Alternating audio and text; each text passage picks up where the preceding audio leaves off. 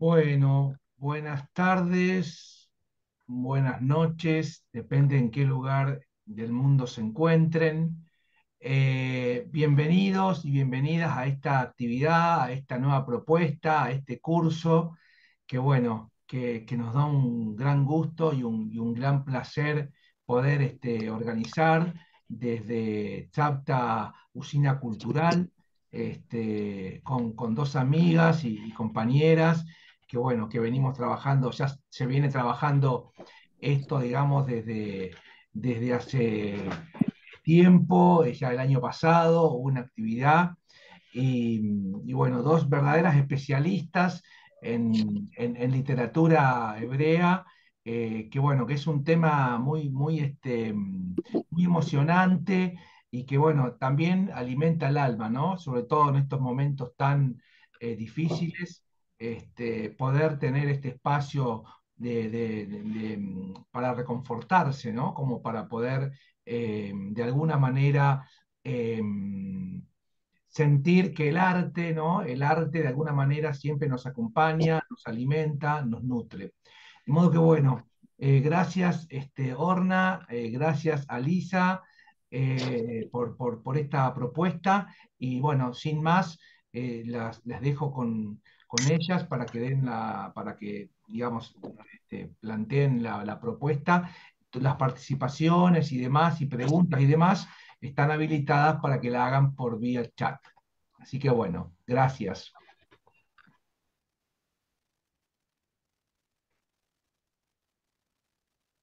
Ahí estamos. ¿Me oyen? ¿Sí? ¿Me oyen bien? Sí, sí, Sí. Bueno, sí. perfecto. Bueno, buenas noches. Nosotras somos como en las novelas policiales que el asesino siempre vuelve al lugar del crimen. Acá estamos de nuevo. En verdad que son tiempos difíciles. Yo vivo en Tel Aviv, así que estoy relativamente tranquila, pero la situación es preocupante. Y para mí también esto es una especie de remanso, de recreo de la realidad cotidiana que no es fácil. Solo quería hacerles una advertencia, si oyen una serie de ruidos de fondo extraños, no se preocupen, aunque no lo crean, a la vuelta de mi casa hay una obra en construcción que trabajan de noche y hace un rato estaban activando la mezcladora de cemento, así que se pueden imaginar los ruidos raros que había. Eso sumado a las ambulancias que llegan al hospital, así que tenemos acompañamiento musical y todo. Nosotros ya habíamos hecho unas cuantas actividades con Alisa, no sé cuál de las dos las disfruta más, realmente me resulta un poco difícil decidirlo. Y esta vez lo que hicimos fue tomar los géneros literarios básicos, poesía, cuento, novela, y presentar los autores y los textos y los temas de estos últimos años. En ocasiones anteriores habíamos hablado de la literatura de los años 20, de los años 40, de los años 60. Ahora vamos a hablar de las cosas que se están creando en estos momentos, que muestran también los cambios en en el mundo en general, en el país en particular, y sobre todo los cambios en las pautas literarias, en los gustos literarios, cosas que antes nadie se las podría imaginar como un texto literario. Y en el cuarto encuentro vamos a hacer una sorpresa, que no se las vamos a revelar por ahora. Hoy elegimos un autor que se llama Edgar Queret, perdón, Ah, un comentario. Todos los autores que vamos a ver en estos tres primeros encuentros están traducidos al castellano. Eso para que quien tenga interés de seguir leyendo, hay algunos textos que se pueden encontrar en internet sin tener que buscar demasiado, y otros que se pueden encontrar o comprar el libro digital o en alguna librería. No sé si queda alguna biblioteca de literatura hebrea especializada en Buenos Aires. Lamentablemente sospecho que no, pero por lo menos para tener una pequeña ventana a lo que pasa en estos tiempos en el mundo artístico en general y literario en particular. Edgar Queret nació en 1967, o sea, en la época que los autores del Palmaj, ya hacía rato que el Palmaj no existía y ya había terminado la Guerra de los 6 días, o sea, eso no solo que es otra generación, es otro mundo literario, social, político en Israel. Y nosotros varias veces habíamos hablado de las familias, entre comillas, aristocráticas o patricias en Israel, y el caso de Edgar Queret es uno de estos ejemplos, en realidad no por parte de él, sino de su mujer. Él está casado con Shira Geffen, que es la hija de Jonathan Geffen, que era sobrino de Moshe Dayan, y Moshe Dayan era hijo de Shmuel Dayan, que fue uno de los fundadores de Nahalal, el primer Moshav que hubo en Israel, y unos años después fue miembro de la Knesset, obviamente por Mapai, en esa época no se concebía otra cosa. Y, o sea, los dos son una pareja literaria porque Shira Geffen escribe poesía, escribe cuentos infantiles, escribió guiones de películas y programas de televisión. Y Edgar Queret también enseña en la Universidad Ben Gurión en Beersheba, enseña literatura, y en la Universidad de Tel Aviv enseña en la Escuela de Cine y Televisión, porque él también dirige películas, no es actor. Y hoy elegimos dos cuentos muy breves que vamos a tener el gusto de oírselos leer a Lisa. Y después vamos a ver qué pasa con estos cuentos, qué, qué mundo, qué contexto social se refleja, social e ideológico, se refleja en estos textos. Pero antes de pasar a el texto propiamente dicho del cuento, tal vez alguno se preguntó a qué se debe el título de este encuentro, la literatura, o de este ciclo, la literatura espejo mágico. Y esa es una expresión que usaba un crítico literario en la Argentina, Delfín Garaza, que era profesor en la época en que yo estudiaba letras, en la prehistoria, en Buenos Aires. Y él, en un libro de una recopilación de ensayos que se llama El quehacer literario, uno de esos ensayos explica por qué para él la literatura es un espejo mágico, no un espejo común y corriente. Eso, sobre todo en los chicos, cuando leen un cuento o cuando alguien les cuenta, la primera pregunta que surge es, ¿pero eso pasó de verdad? Y las cosas en el arte no tienen una relación en escala 1 a 1 con la realidad, si bien tienen relación con la realidad. Y si Alicia quiere leer ese fragmento, por favor. No hay mayores inconvenientes en considerar la obra literaria como un espejo. Ello no compromete para nada su autonomía, pues la realidad reflejada no es la realidad misma, aunque ésta la suscite y la condicione. Pero el símil sería más preciso y esclarecedor si en el término espejo no solo incluyéramos las lunas fidelísimas, sino también aquellos espejos cuya concavidad o conversidad insume a los objetos reflejados formas arbitrarias. Y además, los espejos ustorios que producen reverberaciones e incandescencia. Y sobre todo, los espejos mágicos de los cuentos infantiles que reflejaban.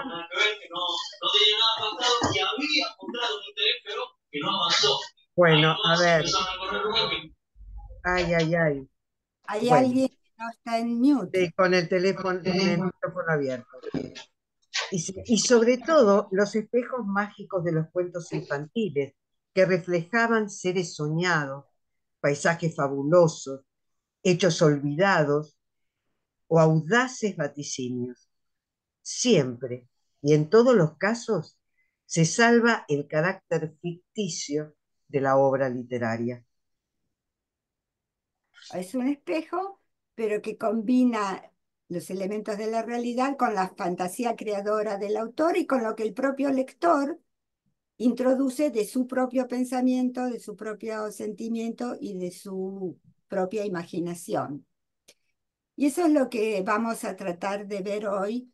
El primer cuento tiene un nombre que ya de por sí llama la atención y se llama Romper el cerdito. Este cuento fue traducido en España y también en la Argentina, y por supuesto en la Argentina se llama Romper el chanchito, pero es el mismo personaje que nos llama la atención. No sé si qué asociación les despierta romper un cerdito o un chanchito. Yo creo que para los que tenemos un poco más de 30 años, recordamos las alcancías con forma de un cerdito panzón y que para sacar el dinero laboriosamente ahorrado había que romperla y ese era un dilema terrible hasta que alguien con un cuchillo lo metía por la ranura y lograba sacar las monedas una por una. Entonces, que yo sepa, hoy en día los chicos no ahorran monedas y no hay alcancías, y menos que menos en Israel con forma de cerdito, pero si Alisa, antes de empezar con el cuento propiamente dicho, hay un programa en la televisión educativa en Israel que se llama en hebreo Hayot Bama Yotzrot. Hayot Bama en hebreo es una expresión equivalente a locos por el teatro. O sea, la traducción literal sería animales de escena, de escenario. Es así como hay locos por la música, locos por el arte, pero acá le agregan locos por el arte creadores o creativos. Y hay un entrevistador que es Tom Aaron, que es un hombre joven y bastante conocido. Cada vez hay otro invitado y siempre hay algún grupo de chicos, digamos, terminando la infancia y adolescentes, que escuchan la conversación entre el entrevistador y el entrevistado y después preguntan, a ellos se les ocurre. Y tenemos un medio minuto aproximadamente que lo vamos a ver en hebreo y después Alisa, como de costumbre, con su voz teatral, nos va a leer la traducción. Ahora recen para que yo sepa compartir la pantalla. No, esta no era. Hola, bien, bien. Hace un ratito le daron unos 15, 20 minutos que Acá algo Ale, tenés abierto, ahí está, ahora lo cerró. Bien. ¿Pueden ver tengo que agrandar la pantalla. Pero de Bueno, todos modos se ve, Ornan, ¿eh? acá está, ahí está. Entonces, ahora Ahí vemos, está. eh, empiezo acá. המאמר הזה רק לסטודנטים או לכל מי שרוצה לכתוב כל מי שרוצה לכתוב. עכשיו, אני בכלל, אני חושב שכתיבה זה משהו שכל בן אדם צריך לעשות אותו, כמו ספורט, כי יש איזשהו משהו בכתיבה שנניח פעם בא אליי תלמיד שלי ואמר לי, אני לא יודע אם כדאי לי להמשיך לכתוב, ושאלתי לו למה, הוא אומר, אני לא יודע אם אני אצליח להתפרנס מזה, אז אני אמרתי לו, אתה יודע, אני כבר 20 שנה משחק כדורגל בספורטק, ואני אף פעם לא התפרנסתי מזה, אני גם אף פעם לא שואל על מישהו אם אני נניח משחק טוב או לא משחק טוב, אני משחק כי אני נהנה מזה. אני חושב שכתיבה זה משהו שכל אחד יכול ליהנות ממנו, וללמוד משהו על עצמו בזמן שהוא כותב. גם מעבר לזה, זה גם בעצם מחזק איזה שריר שהוא מאוד חלש בגוף של כולנו, שזה שריר האמפתיה. Vamos a... ¿Cómo hago ahora para que... Bueno, eh, me imagino que se habrán dado cuenta que habla muy rápido. Y si Alisa quiere leer, no sé cuántos de ustedes entienden hebreo, pero ahora Alisa lo va a leer en castellano. Creo que escribir es algo que todo ser humano debería hacer, como el deporte. Hay algo en escribir que, digamos que una vez un alumno mío se me acercó y me dijo, no sé si debo seguir escribiendo. Entonces le pregunté por qué. y me dijo, no sé si podré vivir de ello. Entonces le dije, sabes, llevo 20 años jugando al fútbol en Sportec y nunca me he ganado la vida con ello. Tampoco le pregunto a nadie si juego bien o no. Juego porque lo disfruto. Creo que escribir es algo que cualquiera puede disfrutar y aprender algo sobre sí mismo mientras escribe. Más allá de eso, también fortalece un músculo que es muy débil en nuestro cuerpo, que es el músculo de la empatía. Y si ustedes prestaron atención a la cara de los chicos mientras él hablaba, con qué seriedad oían cada palabra. Y él dice Es acá cosas muy interesantes. Sí, perdona, Lisa, te interrumpí. No, no, me había quedado justamente, sí que dice obviamente cosas muy interesantes, sobre todo, viste, si el arte da para vivir o no da para vivir, pero me había quedado con la última frase que tiene que ver con la empatía, ¿no? Ujú. Cosa que hoy en nuestro mundo actual falta bastante y que él vincule justamente la posibilidad de escribir y de crear con la empatía respecto a un otro, me parece muy interesante. Eso quería decir. Sí, y él además tiene bastante sentido del humor. A veces en los cuentos el humor es un poco humor negro. Pero yo recuerdo hace muchos años en una entrevista también, que ya era conocido, y le preguntaron algo así como si toda la vida supo que quería ser escritor o cómo surgió la vocación. Y él contó que cuando era un adolescente en la escuela secundaria, en Israel los chicos en vacaciones suelen trabajar para poder después ir al cine, salir con los amigos y demás, y que él era la época todavía en que no existían algunos almacenes de barrio, que él en verano, durante las vacaciones, trabajaba en el almacén que estaba a la vuelta de su casa. Entonces ayudaba a las señoras mayores a llevar las bolsas, envolvía los paquetes, si alguien había venido con un coche le llevaba las cosas y ganaba, bueno, lo que ganaba. Entonces, cuando él le dijo a su mamá que quería ser escritor, la madre se mostró muy preocupada y le preguntó, ¿y de qué vas a vivir si no te haces famoso?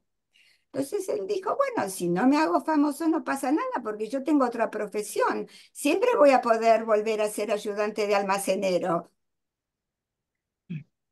Es maravilloso. Sí, sí, realmente sí.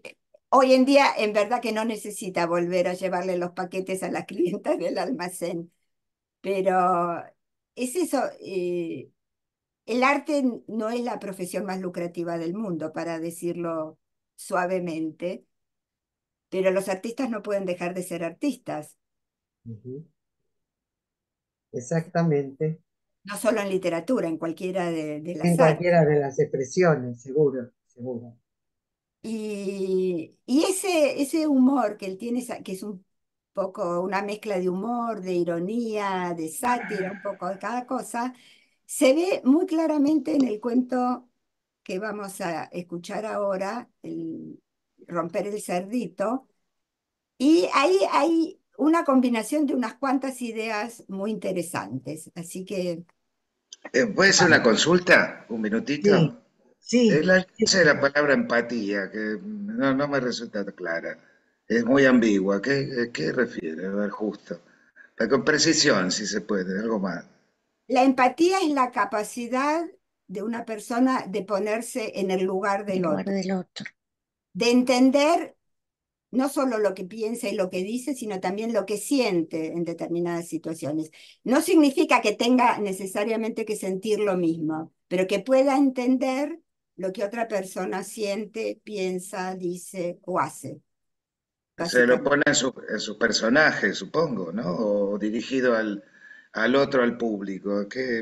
No, en Eso, general dice que para él escribir es ejercer la empatía, es ponerse en el lugar del otro.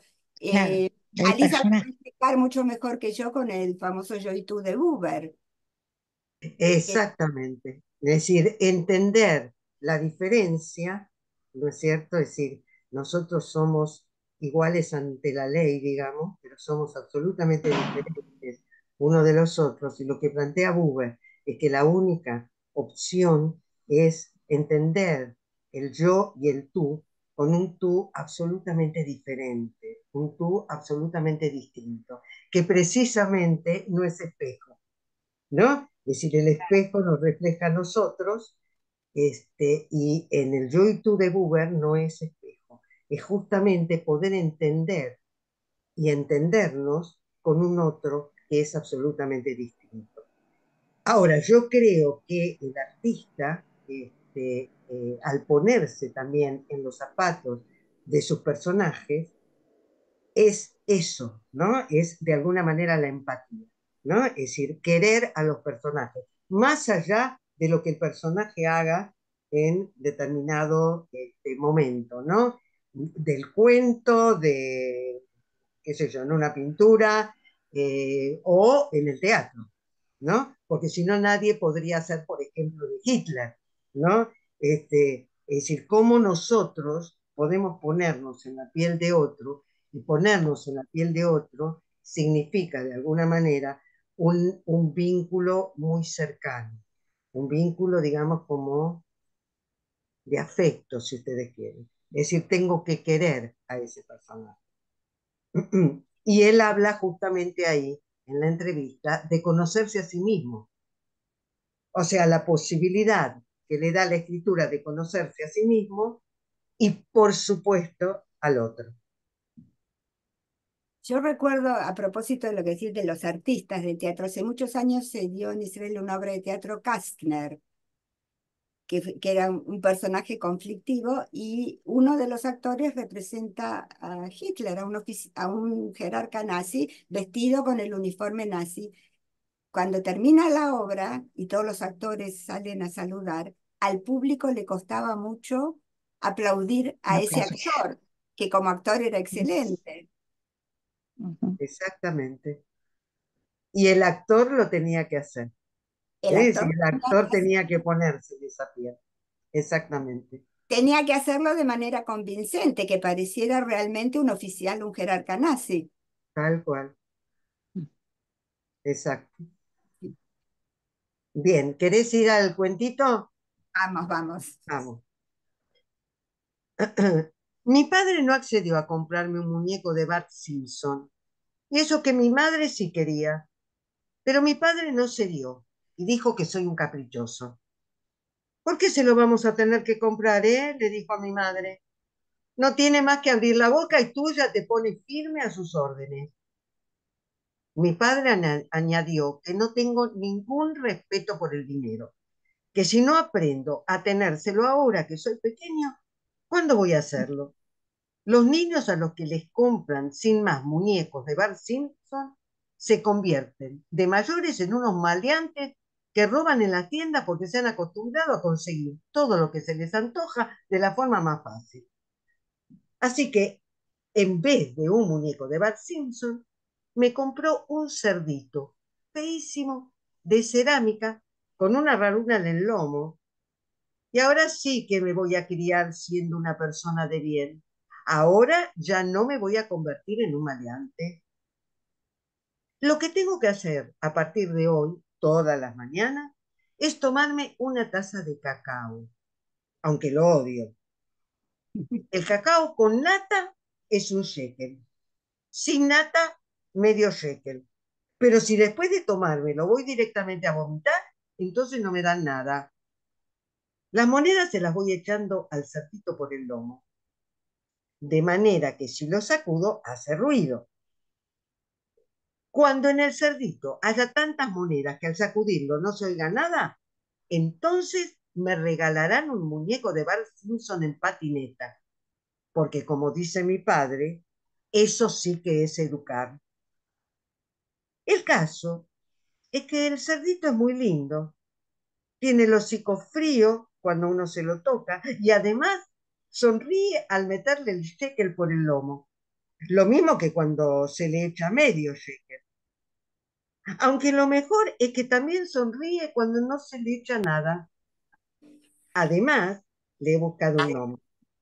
Le he puesto Pesajón, como el hombre que tuvo nuestro buzón antes que nosotros. un buzón del que mi padre no consiguió arrancar la etiqueta. Pesachón no es como mis otros juguetes, es mucho más tranquilo, sin luces ni resortes y sin pilas que le derramen su líquido por la cara.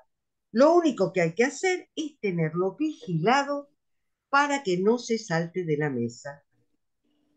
Pesachón, cuidado, que eres de cerámica, le digo cuando me doy cuenta de que se ha agachado un poco y mira al suelo. Y entonces él me sonríe y espera pacientemente a que yo lo baje. Me encanta cuando sonríe. Es solo por él que me tomo el cacao con la nata toda la mañana, para poder echarle el shekel por el lomo y ver que su sonrisa no cambia ni una pizca. Te quiero, Pesachón, le digo después. Y para ser sincero, te diré que te quiero más que a papá y a mamá. Además, siempre te querré, pase lo que pase, aunque robes tienda. Pero si llegas a saltar de la mesa, pobre de ti. Ayer vino mi padre, agarró a Pesachón y empezó a sacudirlo salvajemente boca abajo. Cuidado, papá, le dije. A Pesachón le va a doler la panza. Pero mi padre siguió como si nada. No hace ruido. ¿Sabes lo que quiere decir eso, Yoabi? Que mañana vas a tener un Bart Simpson en patineta. ¡Qué bien, papá!, le dije. Un Bart Simpson en patineta, genial. Pero deja de sacudirlo, porque hace que se sienta mal. Papá dejó a Pesachón en su sitio y fue a llamar a mi madre. Volvió al cabo de un minuto arrastrándolo con una mano y agarrando un martillo con la otra. ¿Ves cómo yo tenía razón?, le dijo a mi madre. Ahora sabrá valorar las cosas. ¿A que sí, Abby? Pues claro, le respondí. Claro que sí, pero ¿por qué un martillo? Es para ti, dijo mi padre mientras me lo entregaba, pero ten cuidado. Pues claro que lo voy a tener, le respondí, porque la verdad es que así era. Pero a los pocos minutos, mi padre se impacientó y me espetó. Pero vamos, rompe el cerdito de una vez. ¿Qué?, exclamé yo. ¿Romper a Pesachón? Sí, sí, a Pesachón, insistió mi padre. Dale, venga, rómpelo. Te mereces ese Bart Simpson, te lo has ganado. Pesachón me brindó la melancólica sonrisa de un cerdito de cerámica que sabe que ha llegado su fin. Al diablo con Bart Simpson. ¿Cómo iba a darle un martillazo en la cabeza a un amigo? No quiero un Simpson, dije, y le devolví el martillo a mi padre. Me basta con Pesachón. No lo has entendido, me aclaró entonces mi padre. No pasa nada. Así es como se aprende. Bueno, ven, lo voy a romper yo. Alzó el martillo y mientras yo miraba los ojos desesperados de mi madre y luego la sonrisa fatigada de Pesachón, entonces supe que todo dependía de mí, que si no hacía algo, Pesachón iba a morir. Papá, le dije sujetándolo por la pierna. ¿Qué pasa, Yoabi? Me respondió con el martillo todavía en alto. Quiero un shekel más. Por favor, le supliqué. Deja que le eche otro shekel mañana, después del cacao, y entonces lo rompemos. Mañana, lo prometo. ¿Otro shekel?, sonrió mi padre dejando el martillo sobre la mesa. ¿Ves, mujer? He conseguido que el niño tome conciencia. Eso sí, conciencia, le dije. Mañana. Y eso que las lágrimas ya me ahogaban la garganta. Cuando ellos ya habían salido de la habitación, abracé con mucha fuerza a Pesachón y di rienda suelta a mi llanto. Pesachón no decía nada, sino que muy calladito temblaba entre mis brazos. No te preocupes, le susurré al oído, te voy a salvar. Por la noche me quedé esperando que mi padre terminara de ver la tele en la sala y se fuera a dormir. Entonces Me levanté sin hacer ruido y me escabullí con Peterson por la galería. Caminamos juntos muchísimo rato, en medio de la oscuridad, hasta que llegamos a un campo lleno de ortigas. A los cerdos les encantan los campos, le dije a Peterson mientras lo dejaba en el suelo, especialmente los campos de ortigas. Vas a estar muy bien aquí. Me quedé esperando una respuesta, pero Peterson no dijo nada. Cuando le rocé el hocico como gesto de despedida, se limitó a clavar en mí su melancólica mirada. Sabía que nunca más volvería a verme. ¿Qué les parece este cuento?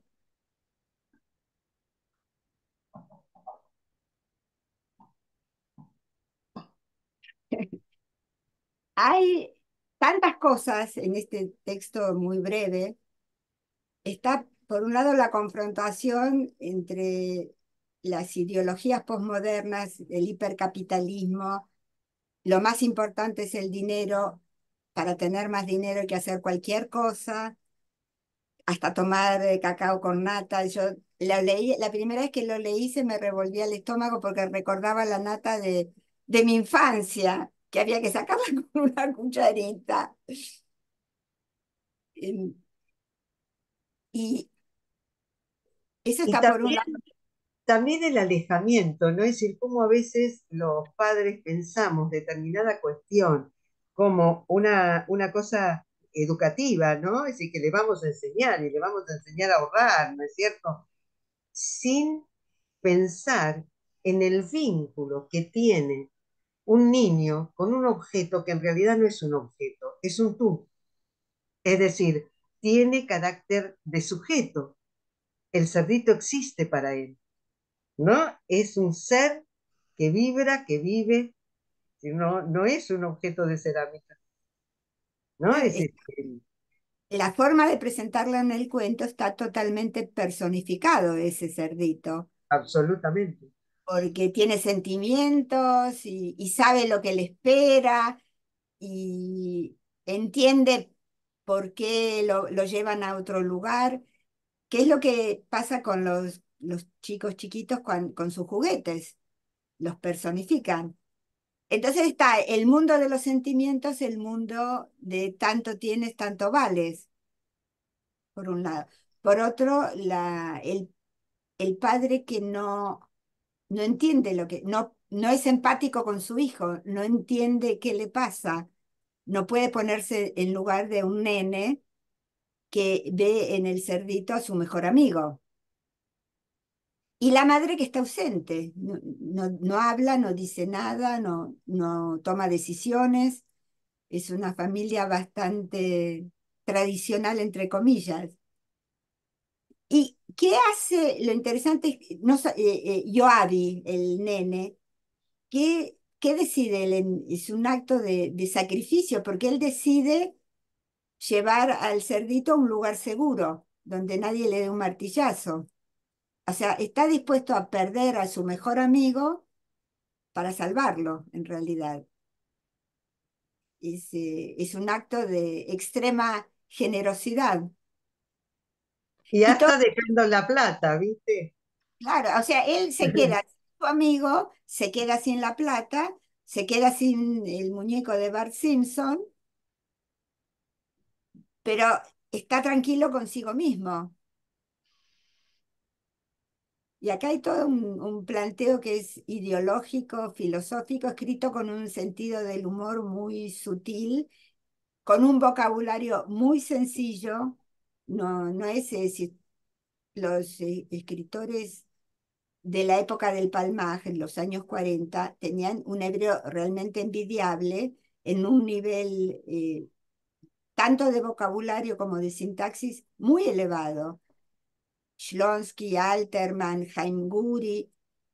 Después, los que siguieron escribiendo van cambiando un poco el estilo, pero esto es un lenguaje absolutamente coloquial, un vocabulario totalmente sencillo y cotidiano, y el principal recurso literario es la personificación de ese cerdito, que para Yoavi es su mejor amigo, su confidente, el único que realmente lo entiende y que lo acompaña. Y lo va cuidando desde siempre, ¿no? Para que no se caiga, para que no se rompa. Ay, Acá hay algunos que ya han escrito, ¿no? Como Viviana Diner, que dijo que es maravilloso, Ruth Cesac, que dice hermoso, emocionante, Viviana que dice, se asegura que lo salvará, pues, pues lo lleva a un campo de ortigas. Exactamente, sí. exactamente. Así es. Acá alguien pregunta cómo se escribe el apellido del autor con K, K-E-R-E-T, Sí, Queret. acá Patricia le contesta, Keret. Bueno, Edgar, E-T-G-A-R, Edgar Keret. es un nombre muy interesante porque Edgar en hebreo significa desafío Así es, y suena muy parecido a Edgar. tal cual. Como Poe. Sí. Eso, para escribir un cuento aparentemente tan sencillo y en realidad tan complejo, hace falta un talento literario realmente fuera de lo común. Qué suerte que no decidió no ser ayudante de almacenero, ¿no?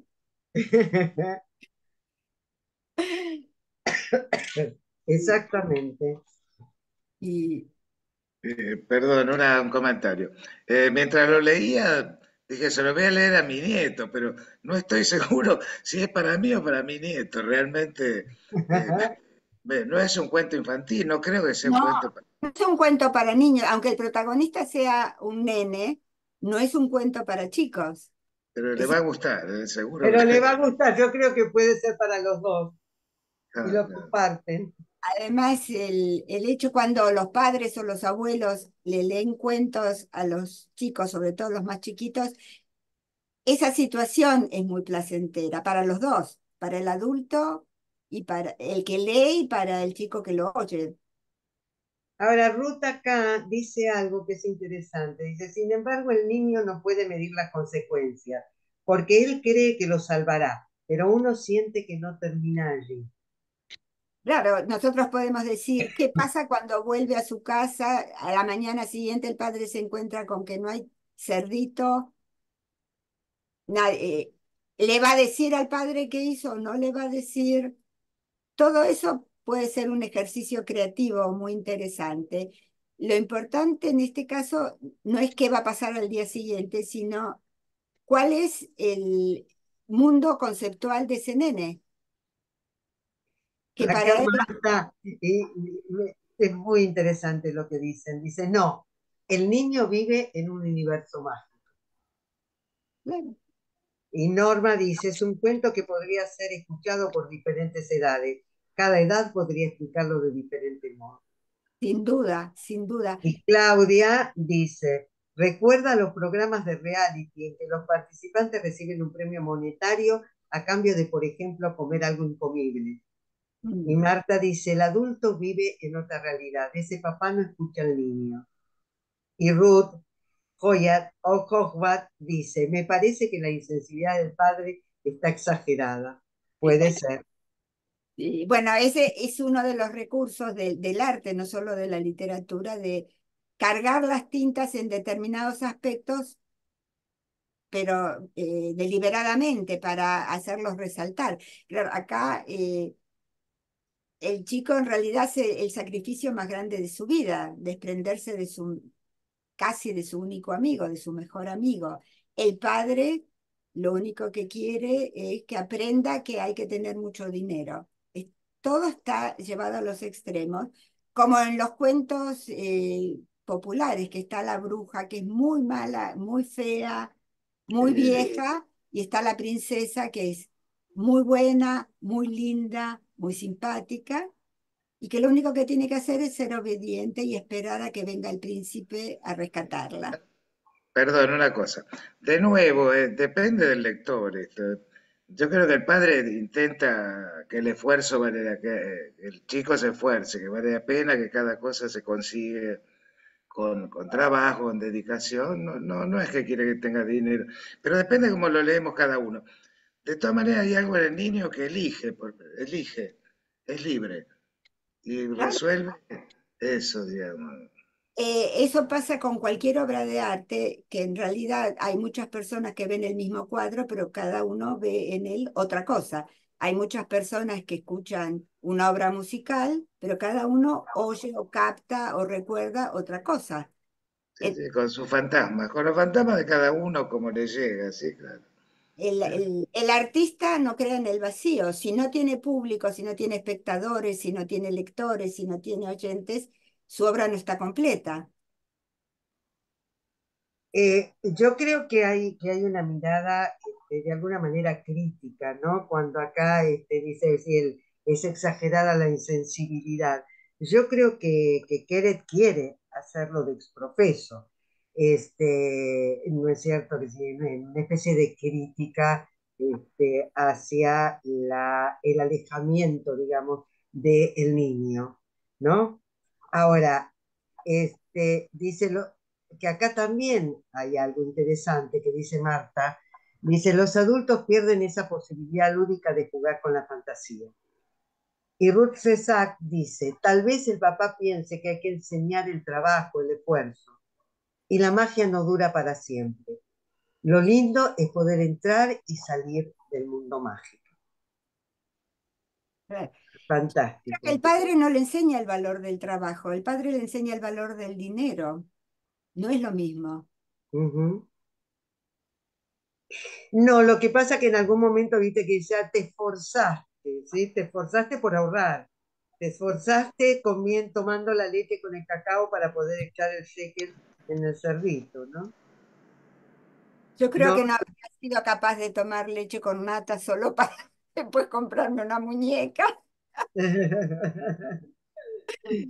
Está muy bien, está muy bien. Y, y si les parece bien, ahora vamos a pasar a otro cuento, también muy breve. En ese cuento no hay nenes, es una relación entre adultos y no hay dinero de por medio. Hay otra situación.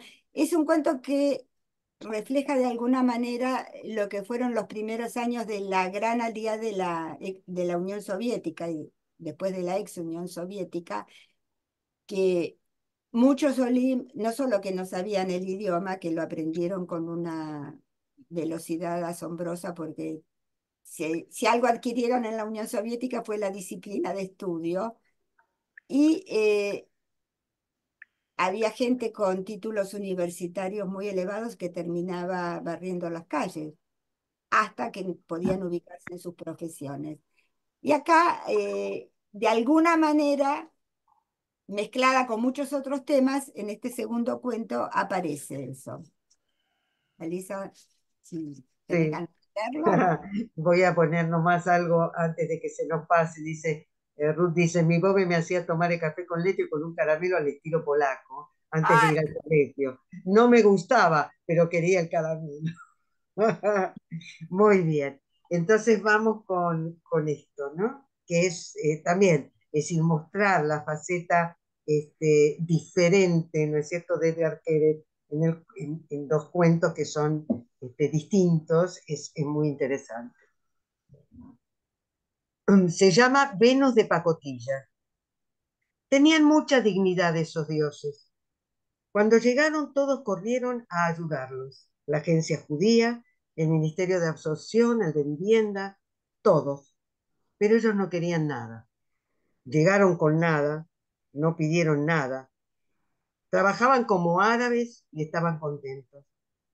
Y así fue que Mercurio terminó de mandadero, Atlas de changador, Vulcano en la basura, realmente en la basura. Venus llegó a nuestra oficina para fotocopiar documentos. Yo pasaba entonces por un periodo de mierda. No sabía qué hacer conmigo mismo. Estaba solo, tan solo. Ansiaba terriblemente encontrar un gran amor. Cuando me pasa eso, suelo empezar algún curso nuevo, guitarra o pintura o cualquier cosa. Si consigo realmente concentrarme, me siento mejor. Logro olvidar que de hecho no tengo a nadie en el mundo. Pero esta vez sabía que ningún curso de macramé me iba a ayudar. Necesitaba algo en que pudiese, un minutito, necesitaba algo en que pudiese creer, algo como un gran amor, que no fuera a acabarse nunca, que no fuera a abandonarme nunca. El psicólogo me escuchó atentamente y finalmente me sugirió comprar un perro. Abandoné al psicólogo. Ella trabajaba de 8:30 a 6, a veces inclusive hasta más tarde. Fotocopiaba documentos por decenas y los acomodaba en pilas ordenadas. Aún en esa posición, agachada y sudando sobre la Xerox, con los ojos entrecerrados por la luz de la máquina, seguía siendo la cosa más bella que había visto en mi vida. Finalmente se lo escribí y le dejé el papel sobre la mesa. A la mañana siguiente me esperaba mi mensaje en 50 fotocopias. Ella no sabía bien hebreo, era una diosa, y ganaba 1.700 shekalim bruto. Lo sé porque una vez que estaba en la contaduría, espié la papeleta de su sueldo. Quería casarme con ella, quería salvarla. Creía de veras que ella podría salvarme a mí. No sé cómo, pero finalmente le pregunté si quería ir al cine conmigo. La muchacha, a quien París eligiera como la más bella de las diosas, me sonrió con la sonrisa más delicada y tímida que es posible imaginar y dijo que sí. Antes de salir de casa, me miré al espejo. Tenía un pequeño granito en la frente. Yo y la diosa romana de la belleza vamos al cine esta noche, me dije. Yo y la diosa romana de la belleza tenemos una cita. Reventé el granito y limpié la sangre grasienta con un pañuelo de papel. ¿Quién eres tú, mísero mortal, para correr a comprarle palomitas de maíz para atreverte a ponerle una mano encima en la oscuridad del cine? Después de la película fuimos a tomar algo. Tenía la esperanza de que no quisiera hablar del argumento. No tenía idea de lo que había pasado en la pantalla. Todo el tiempo la miré solamente a ella. Hablamos un poco del trabajo y de la absorción de su familia en el país. Estaba contenta aquí. Esperaba llegar a más y lo conseguiría, pero entre tanto estaba realmente contenta. Dios, me dijo tocándome el brazo, no sabes qué mal que estábamos allá. Durante el viaje a su casa, le pregunté si realmente cree en Dios. Se rió. Si lo que preguntas es si sé que existe, dijo, la respuesta es sí. No solo él, sino muchos dioses. Pero si preguntas si creo o no en él, decididamente la respuesta es no. Llegamos a su casa. Comenzó a abrir la puerta del coche. Me maldije por haberla traído por el camino más corto. Quería tanto que se quedara otro poco conmigo. Recé para que ocurriese un milagro, que nos detenga la policía, que nos secuestren, que pase algo para que sigamos juntos. Cuando ella estaba fuera del coche, me propuso que subiera a tomar un café. Ahora duerme a mi lado en la cama, acostada boca abajo, la cabeza hundida en la almohada. Sus labios se mueven un poco, como si se dijera algo en sigilo. Su brazo derecho me rodea, su mano reposa sobre mi pecho, y yo trato de respirar solo lo necesario, que mi pecho no la despierte al subir y bajar. Es hermosa, realmente hermosa, perfecta y bastante agradable, pero eso es todo. Mañana me compraré un perro. Tal cuento.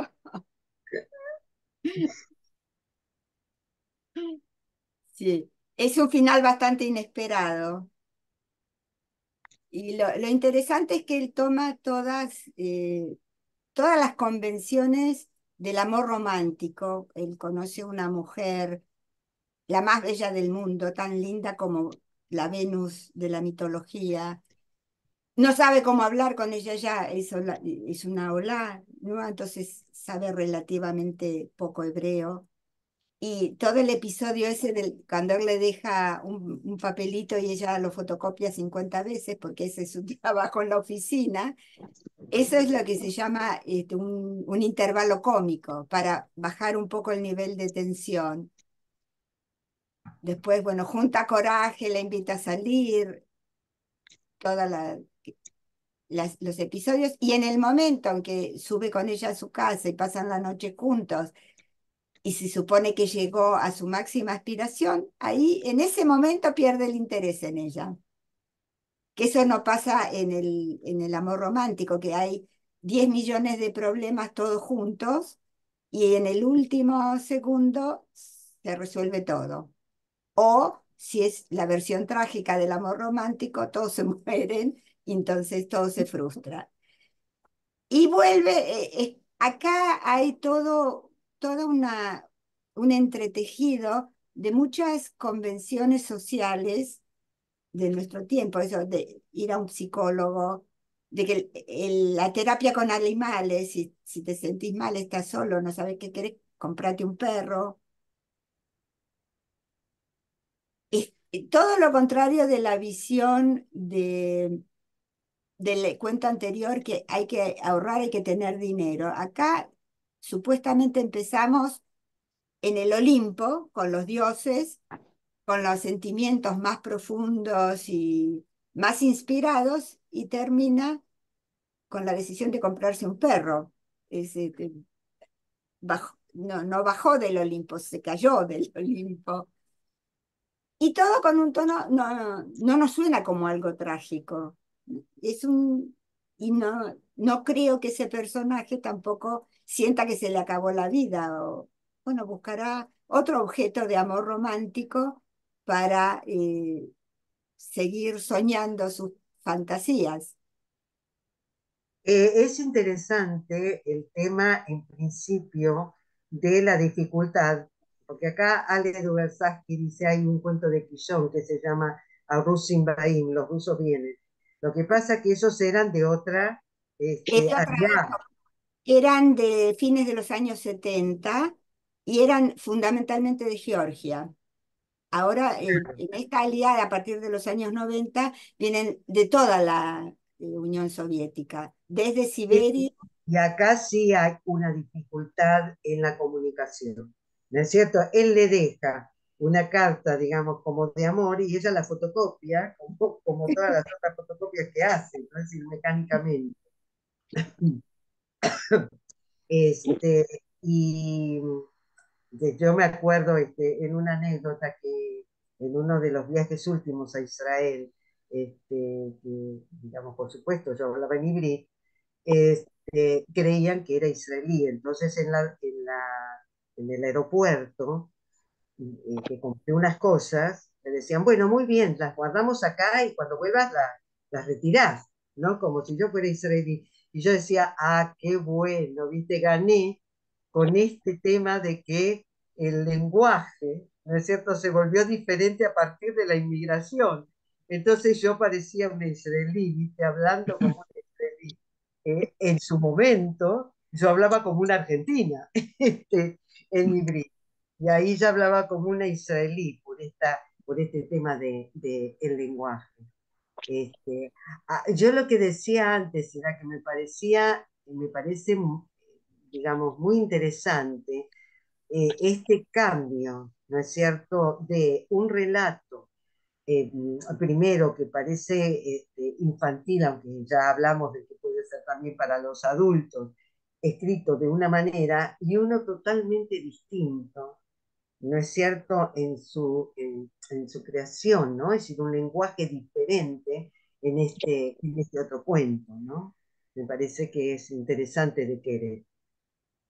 Sí, porque acá está que en realidad alguien escribió acá, él la endiosó y la desidealizó. Exactamente, por eso los psicólogos lo explican bien.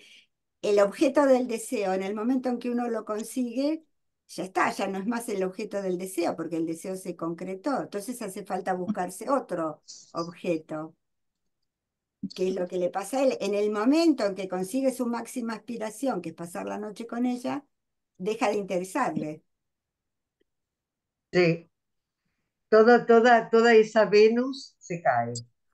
Ahora acá hay Acá Marta dice, es como el cuento de la princesa china, que era fantástica hasta que empezó a hablar. Y Marta dice, soy psicóloga. No, sí, se rompe el hechizo. Claro, acá algo interesante en el nombre del cuento que no pasa a ninguna traducción a ningún idioma. En hebreo se llama Farsh Venus. La palabra Farsh no existe en hebreo. Y alguien le preguntó una vez qué significa eso. Suena algo parecido a falsh, falsa. O sea, es una falsa Venus porque lo desilusiona, se desencanta. Y él dijo que una vez, no sé, estaba en algún lugar en un bar o en un kiosco, y había un cartel que decía Fresh Creme, cuando la realidad tendría que haber dicho Fresh, o sea, era un error, una errata en el cartel, y nadie sabía todos pensaban que era algo muy especial eso, que debía ser algún plato especial. Entonces, ese Farsh Venus, que es la falsa Venus, en español es la Venus de pacotilla, o sea que parece oro, pero no vale nada en realidad. Esos son los problemas de traducción, que hay cosas que no pasan de un idioma a otro. ujú.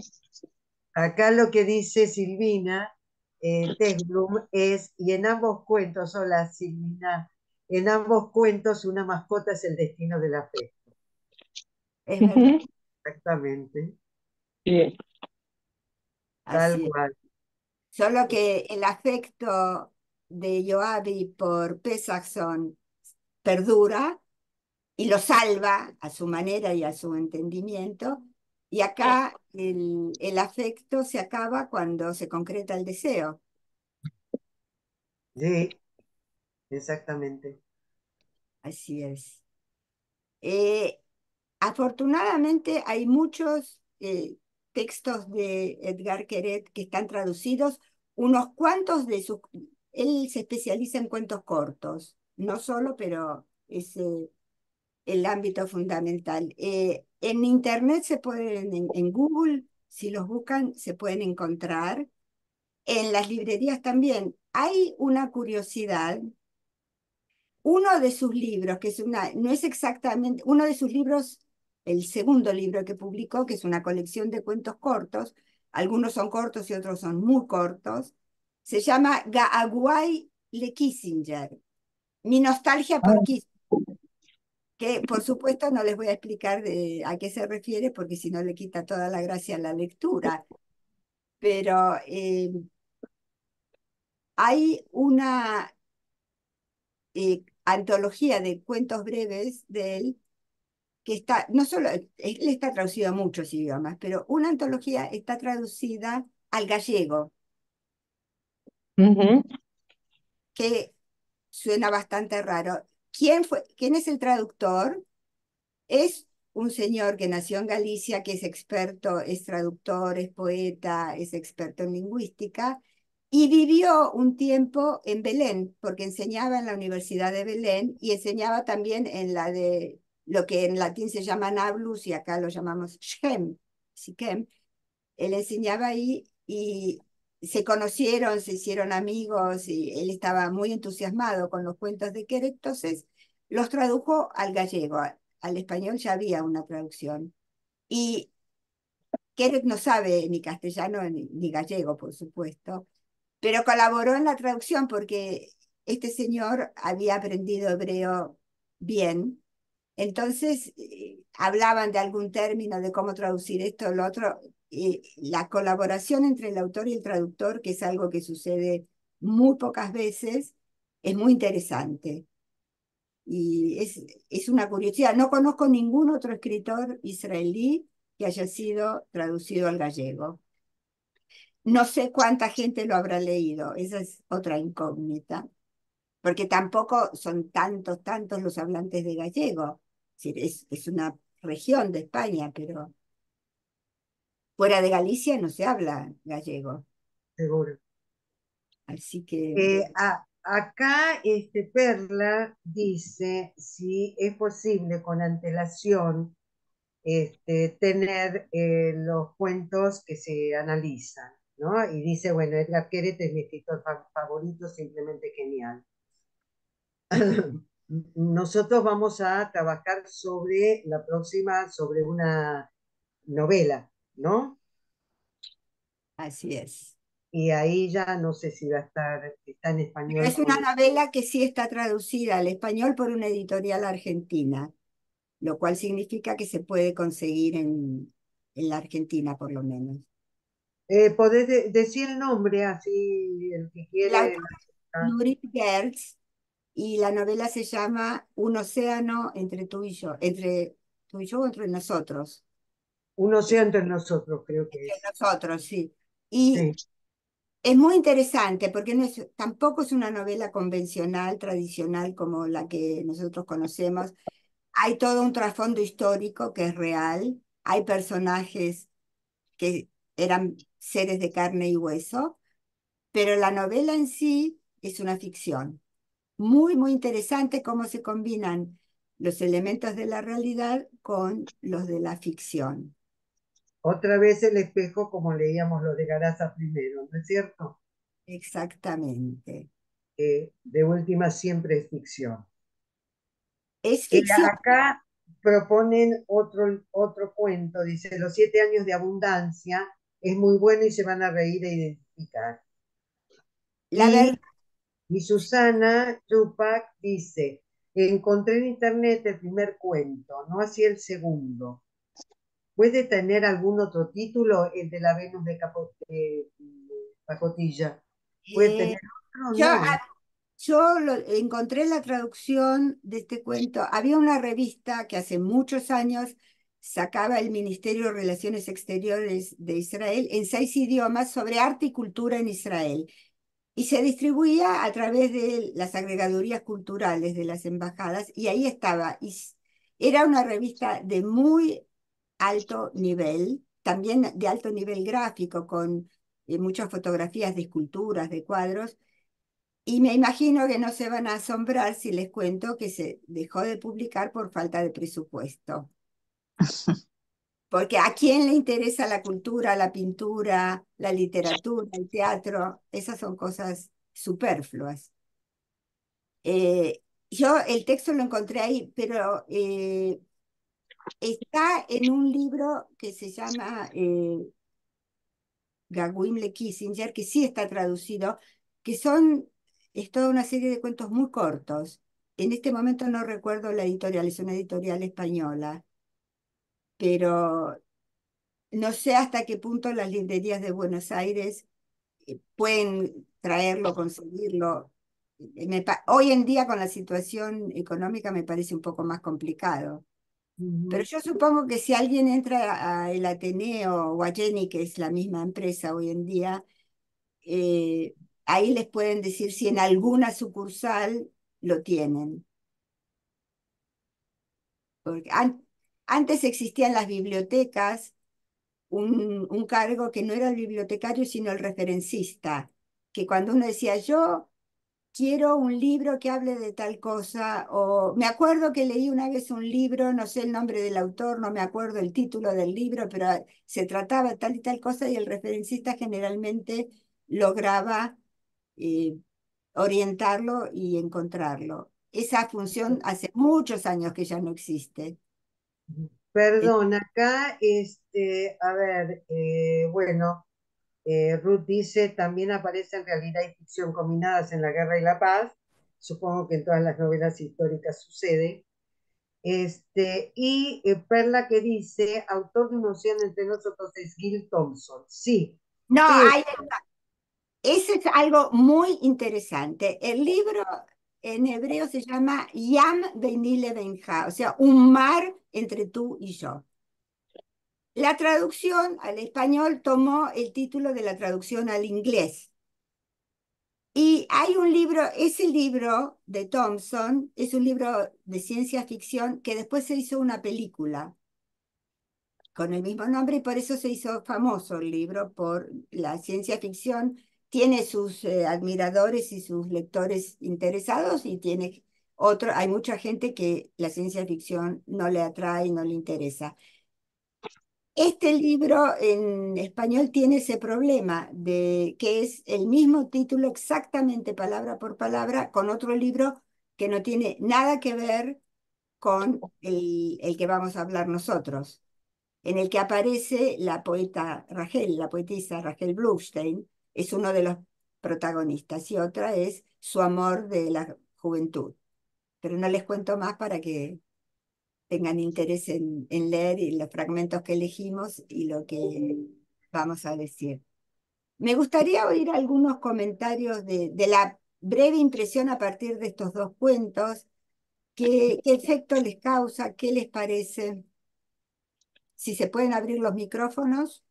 Hay una pregunta acá de Alan, que es, ¿hay ciencia ficción en la literatura hebrea? Sí, hay, no es el género más desarrollado, pero hay mucha ciencia ficción, obviamente traducida del inglés, por supuesto. Sí, es Rachel la que mencionó recién, Orna es Sí, la de Shirei Rachel, sí, es esa. sí, Rachel Blaustein, sí, Para los que recuerdan a Halonot Boim cuando cantaban Atishma Koli Rejoki Sheli, en exacto. este libro descubrimos de dónde sale esa expresión Rejoki Sheli, mi lejano, y descubrimos si se trata de un amado teórico imaginario o si se trata de un ser de carne y hueso, que por supuesto no se los vamos a decir hoy. ¿Puedo hablar? Sí, Sí, Silvia. Hola, ¿cómo les va? No sabía si me veían bien. sí. Primero saludar a todos, especialmente a Orna y a Lisa, que son de parte de mi vida. Quiero decir lo siguiente, bueno, llegué tarde porque, aunque voy a estar en todos los encuentros, no llego antes de las 6:30. Del primer cuento no puedo decir mucho porque prácticamente llegué al final y escuché los comentarios. Lo que quiero decir del segundo cuento, que creo que Orna dijo algo de Quillón, y yo todo el tiempo que escuchaba el segundo cuento tenía en mi cabeza a Efraín Quillón. Me parecía que lo había escrito Efraín Quillón. Le veía no conozco profundamente de literatura, básico, me encanta la literatura, pero sentía que era el estilo de Quillón. Y especialmente con la notita fotocopiada 50 veces, que es ese estilo que tiene Quillón de meter. Pero todo muy interesante y me encantó. Mil gracias. Efectivamente, Quillón también tenía ese tono crítico. Él básicamente hacía hincapié en lo social, en las relaciones Claro. entre la burocracia. eh, Era otra época también de la sociedad israelí. Quillón, que había nacido en Hungría y llegó a Israel sin saber una palabra de hebreo. Y no sé si alguien alguna vez oyó decir algo en húngaro, no solo que para nosotros es un idioma totalmente incomprensible, no nos damos cuenta dónde empieza una palabra y dónde termina. No tiene ningún parentesco con otros idiomas europeos. Y a los húngaros en Israel, los que hablan húngaro como lengua materna, el sistema tónico del húngaro, los acentos, es tan diferente que pueden hablar un hebreo perfecto, pero siempre ponen el acento en la sílaba incorrecta. Entonces, sí, sí es así como nosotros, los hablantes de español, no podemos pronunciar la diferencia entre b y b, porque en español existe solo por escrito, pero no en el habla cotidiana. o nos cuesta mucho pronunciar palabras que terminan con M, la M de mamá, porque en español hay unas poquísimas palabras que son restos fósiles del latín, pero no. Y John a una velocidad increíble adquirió, no solo que aprendió a hablar hebreo y a leer y escribir, era un virtuoso del idioma, los juegos de palabras que hacía, toda la ironía tan sutil. Él tenía muchas críticas al estado de Mapai, que era imperante en la época, y siempre le parecía que no lo valoraban lo suficiente, a pesar de que el éxito de público era impresionante.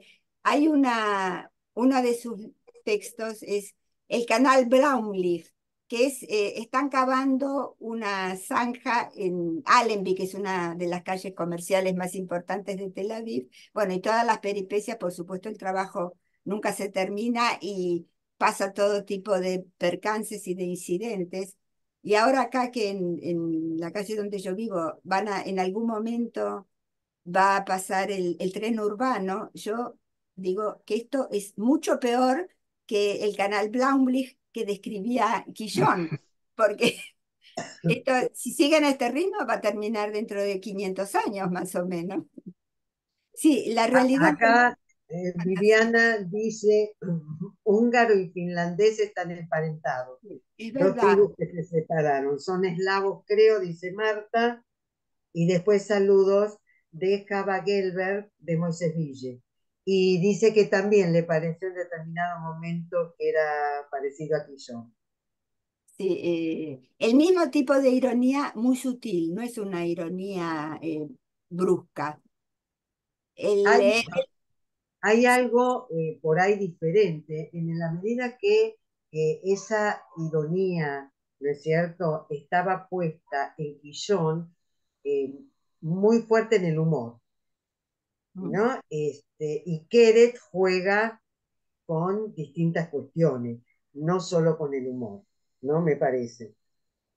Sí, de todos modos pasaron unos cuantos años desde los textos de Quillón hasta los textos de Queret. Edgar Queret nació en Israel, no tuvo que esforzarse Claro. para escribir el hebreo.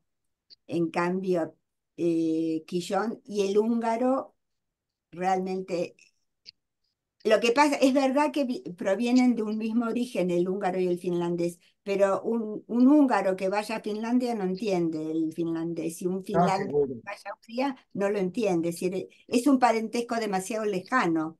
Los dos son dificilísimos, En eso, incomprensibles. Yo tuve una mamá húngara.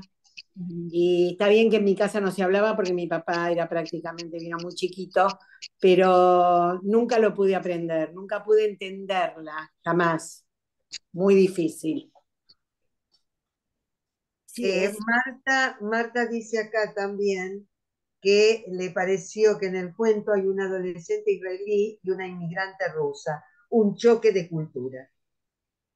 y por eso la imposibilidad de entenderse, no solo porque no hablan el mismo idioma, la Venus habla un hebreo básico, sino porque vienen de dos mundos tan diferentes, Sí, que está presentado de una manera muy risueña, porque a pesar de todo hay un momento de contacto que uno parece, bueno, por fin encontró el amor de su vida, pasa la noche con la mujer de sus sueños, y no, y después sale y se compra un perro. exactamente. Bueno, así que el que quiera, obviamente, leer previamente la novela de nuestro próximo encuentro, vamos a tener otros 3 encuentros una vez al mes, ¿sí? Ah, sí, acá Ruth dice, Keret es descarnado cuando hace humor con la realidad.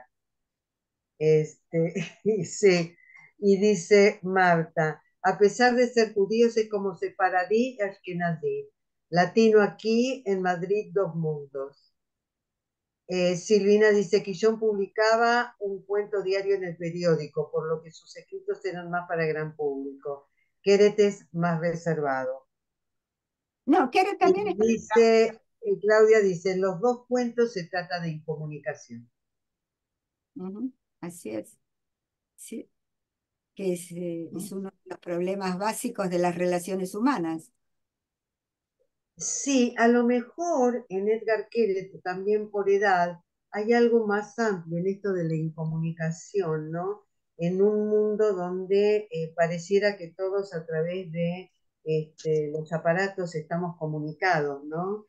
Sí. Y sin embargo se pone en tela de juicio si el lenguaje es el mismo, ¿no? Si realmente usamos un lenguaje que nos comunique. Y si no es también hay una fantasía, ¿no? De tener 1 millón de amigos, ¿no? A través de las redes. Eso es el ABC, el postulado básico de la teoría del lenguaje y la teoría de la comunicación. Tiene que haber un emisor, un receptor y un código compartido, porque si no el mensaje circula, pero hay uno que lo entiende y el otro que no. Y el otro que no. La Y a mí me comunicación no se parece que hoy produce. se entiende bastante poco. Dice Ruth Cesac, dice, Keret cuestiona lo que se da por sentado y lo critica. Y siempre lo dice con una sonrisa. No, no son cuentos cómicos, pero no hace hincapié en la parte trágica, en los Dramático. dramas profundos, pero toca las pequeñas llagas de la sociedad, no solo la sociedad israelí, esto puede pasar en cualquier lugar. Seguro, Así, seguro. espero que hayan disfrutado de los textos, que les hayan interesado y sobre todo que les hayan despertado las ganas de seguir leyendo un poco más. A Ahora, veces uno se ríe a carcajada con sus comentarios ácidos, dice Ruth. sí. Ahora, Exacto. La verdad que sí, que me parecieron muy lindos y personalmente estoy tratando de buscar la novela para empezar a leerla, ¿no? Me parece bueno que la leamos antes para poder después enriquecernos más con los aportes de todos y la orientación de ustedes Perfecto. Sí, para la sí. comprensión del texto, ¿no? Está buenísimo que nos digan qué es lo que vamos a leer. Y bueno, y sigo sin encontrar el otro cuento, el segundo, porque el primero ya lo tengo registrado porque quiero dejar abrir una carpeta de este curso, porque me parece interesante dejar algo registrado, ¿no? pero de todos modos, si no está en la Venus de Pacotilla, hay otros cuentos de Keret que sí están en Google, en Internet, y se Sí, encuentran. sí, sí, sí, eso vi, eso sí que vi, sí, sí, eso Entonces, sí. eh, después de haber leído estos dos cuentos, tienen algunas claves que los van a ayudar a disfrutarlos aún más. Seguro, seguro, sí, sí, sí, la verdad que sí. Sí, sí, estuvo Ah, muy... no, acá no apareció. Acá Bruria pregunta, dice, justo se me contó internet, no sé si leyeron lo de Margalí. Y yo no leí nada de Margalí. Acá no llegó nada de Margalí. Margalit, Margalit, no sé, me imagino que se refiere a Margalit. Mendelssohn, sí, sí. Ella es la que tradujo el libro que vamos a ver la semana próxima al castellano, del hebreo. Ah, lo que pasa que ahí a lo mejor puede decir editorial o algo por el estilo, La pero editorial del a libro, Bruria no llegó lo de Margalit. ¿Qué puso Margalit? no sé, no veo. No se te escucha, Bruria. No se oye nada. No estás con audio.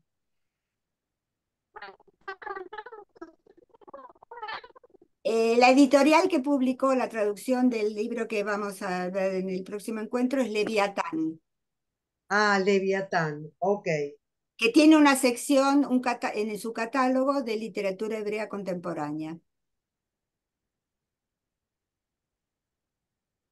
perfecto. Entonces ahí a lo mejor se puede buscar, Susana. Dale. A ver, repetime, ¿con dónde decís que se puede buscar? Editorial Leviatán y traducción de Margalit Mendelssohn. Ah, a ver, espera que lo voy a anotar ahora. Editorial, Leviatán, Leviatán, que tiene su catálogo en línea, así que ahí se puede encontrar. Perfecto. No, y también estoy viendo si puede estar en el ebook también. Ah, dice acá, Bruria dice, no sé por qué no se escucha. Bruria, no tenés el dibujito del micrófono. No, no está el micrófono. Dice, encontró en internet el libro con la traducción de Margalita.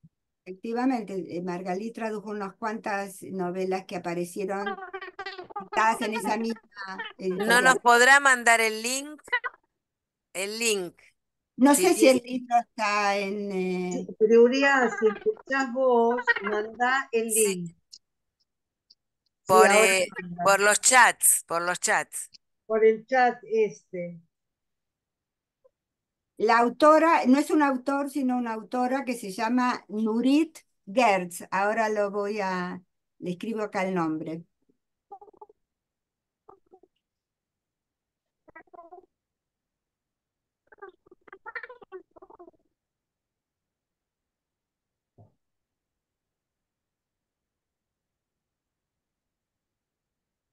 Y esta es otra familia de artistas. Nurit Gertz estaba casada con Amos Keinan, que era un escritor muy famoso que murió hace unos años.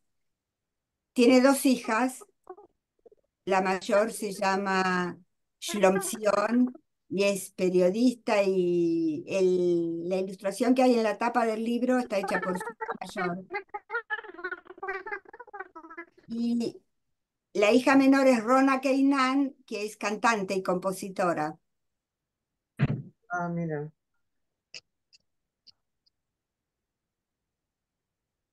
Bueno, yo creo que llegamos al final. Perdóname, y Nurit Gertz, ¿qué es lo que tenemos que leer de ella? Esa es la novela que vamos El océano, un océano entre nosotros. Ah, ella ella es la autora, yo entonces es entendí mal. Sí, autora.